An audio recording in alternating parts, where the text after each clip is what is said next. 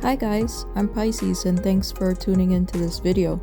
I just wanted to make a quick review on the Tetra Crescent 5 gallon for you to see if you want it to be a good match for you. I think this is a very good starter tank and I'll tell you the reasons why.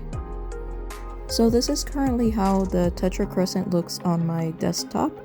I think it's a really good small tank and it provides a lot of room for your fish, even though it has a very small footprint. It is still 5 gallons, so it meets the minimum requirements for a betta fish to be happy. So if you're thinking about getting this tank, it is the perfect size for a betta fish. If you're on a budget, this tank is perfect for you. It's 47 USD currently, and it's never gotten a lot more expensive than that. I've kept this tank for about 2 years as a quarantine tank, but then decided to use it for my betta when I got him recently. I'm gonna tell you guys what I like about this tank. Like I said previously, it's big enough for the fish, but it's small enough for your desktop. And it has an attractive design and it doesn't look as cheap as what I got it for. It has pretty thick plastic too, and the filter is also pretty good. I actually had to baffle it because it is a bit strong, but it is also able to be for a 10 gallon tank. So it's the Whisper 10i and it has a good capacity, so no problems there. I also like the price point. I mean, you can't beat a starter kit that looks this good for 47 bucks. It's not a bad tank, it doesn't look bad, and I like the clean look that it has. It basically has sort of a rimless look without the rimless price. It also brings the filter and, you know, a lid, light, things that you'd want for your starter kit. The only thing it doesn't bring is a heater, but most starter kits don't bring that anyway. My betta perked right up when I put him in this tank. This is the tank I started with him, and he definitely looked a lot different when I first got him. Now I'm gonna tell you guys the cons about this tank, in my opinion. The filter is too strong if you want to keep a betta fish, so I baffled it with a sponge through the intake. So you can see it doesn't provide much flow there. This con, however, is pretty easily fixed, like how I did. And I also didn't like how the original light is weak. The light that I have on currently is a light that can suction on through Amazon. And I got it for about $12, but the original light I didn't very much like. It wasn't big and it didn't really provide a nice color spectrum like I have right now with this new light.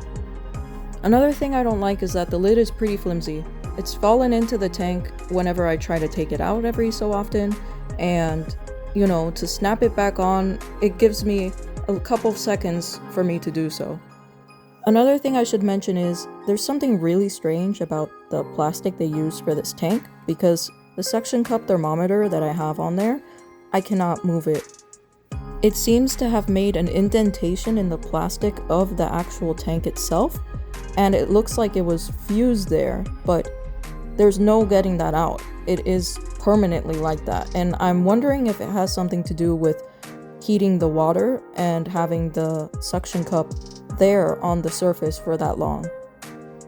One more thing that I wanted to mention that I just remembered is that my betta fish has had some trouble with seeing his reflection with this tank. I don't know if it's because of the shape of the tank, but I had a black background on this tank previously and I had to take it out because my betta would flare at himself much more than usual. So I put this white background to see if he would not see himself as often, and it's very much lessened his pacing, but he still does a little bit on occasion in some edges. So I don't know if it's from the visibility from the tank there or what, because I cannot see, but I'm guessing because of the shape of the tank that reflections will bounce off more than normal than if it were a rectangular tank.